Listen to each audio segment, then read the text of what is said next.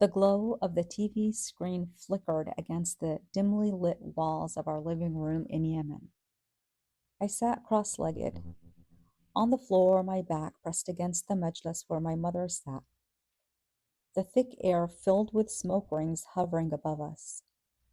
The only sound filling the room was the muffled dialogue of the film Shawshank Redemption and the occasional gurgling sound of the Mada'a.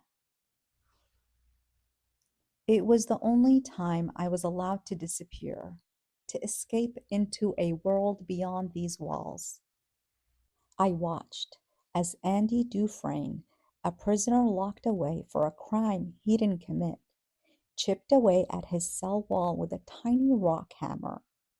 His patience, his quiet rebellion, the way he played the long game, it mesmerized me.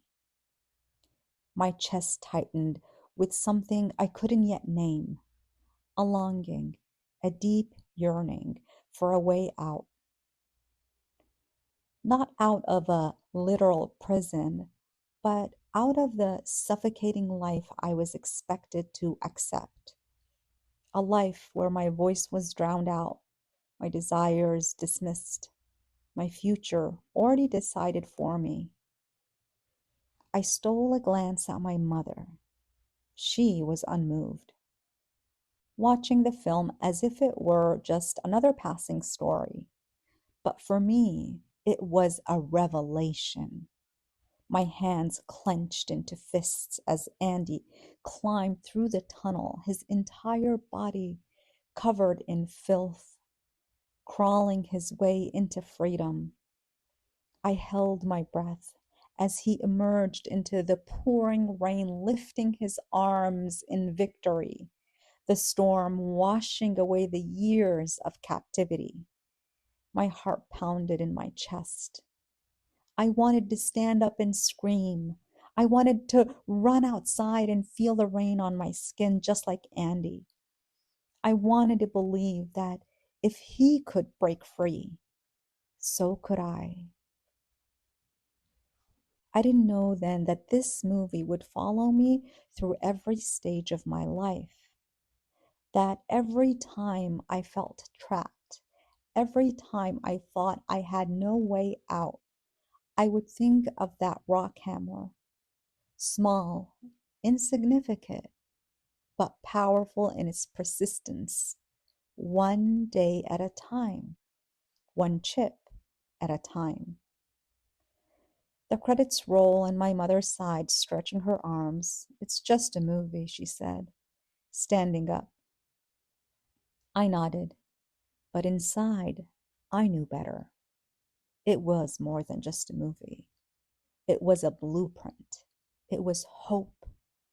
It was a promise I made to myself that no matter how long it took, no matter how impossible it seemed, I would find my way out too.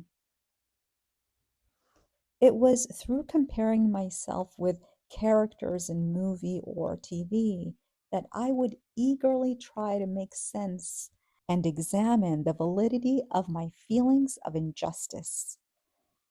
I felt wrongfully imprisoned like Andy was.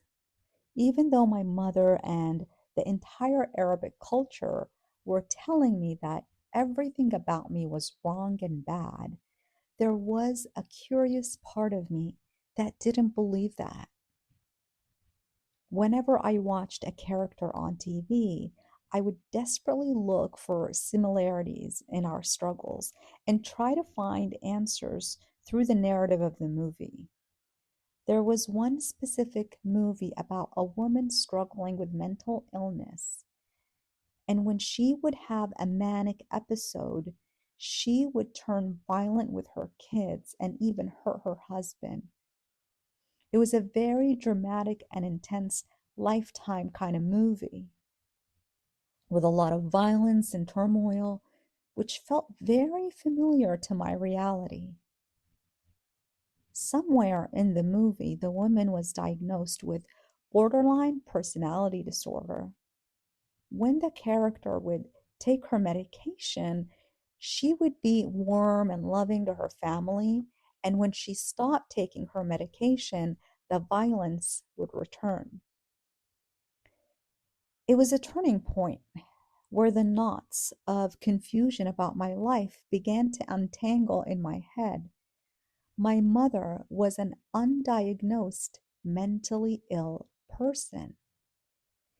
Maybe it's not me. Could it be? Are my feelings valid? Is it possible that I am not the rotten fruit of the family, as cast to be? I learned that love was a beautiful thing to be celebrated, not to be punished for, by watching Gary Chapman's episode on The Oprah Winfrey Show, where he discussed love languages. Like most people around the world, Oprah Winfrey raised me. The first time I ever worked out in my life was after watching an episode of Oprah Winfrey Show featuring her trainer Bob Greene, discussing the benefits of maintaining a healthy and regular fitness routine. That might have been the earliest seed planted in my subconscious mind that led me to become a yoga instructor today. To this day, the first thing I do upon waking up is make my bed, inspired by Oprah's advice that you want your house to welcome you when you return home at the end of your day. You don't want the place of your rest to be distressed. I was always looking for answers wherever I could find them. I was always a seeker, looking for the light in the darkest skies. This was an excerpt from my upcoming memoir. Stay tuned for more. P.S. My memoir is complete and has been sitting on my laptop for months, staring at me like, now what? So if you know a publisher or can slip it to Oprah or Reese Witherspoon, I'll owe you free yoga classes for life. You just heard what Oprah means to me. Subscribe for free to receive the next chapter.